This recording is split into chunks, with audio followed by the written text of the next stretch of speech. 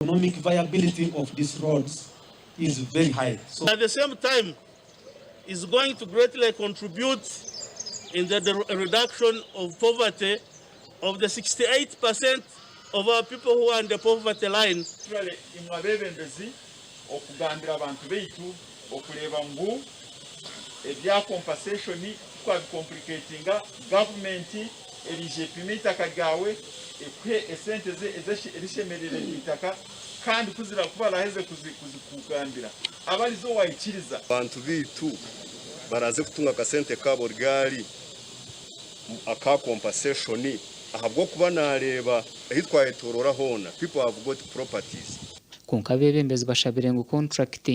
zine kwebwa abantu baburijo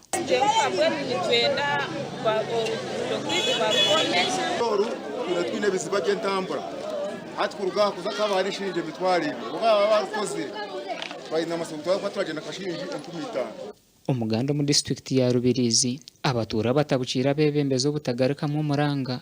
gwo kubakorera inguto uruguto rwa rukufana urwo rukunywanisa Rubirizi na Kasese nobu engineer wa district nagira ngo bine kwetwara babembezi kugira ngo urugudo rwa Chartakoba kurwa mtungamene kwika Chartakoba barukore akuba inkasi zonejo utuye mwana mwingi Chartakoba kandi abantu abinja abanyakasaruna nahandi nibalira Chartakoba taza mungu umuntu nayiza akuraganisa naza gukora urugudo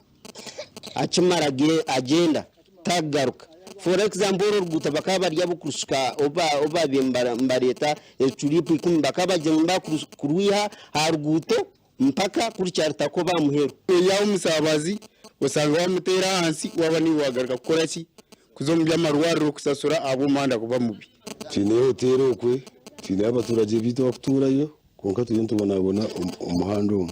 enkote zirukube hari munyakasozi ahankungu hamwe no rukuza kansene n'icabebembeze bari kugira ngo bategerize umwaka gurukwija tinjira because sente zitubentufuna zicendire bakugira ngo bazitiro mu kora emirimo ya covid.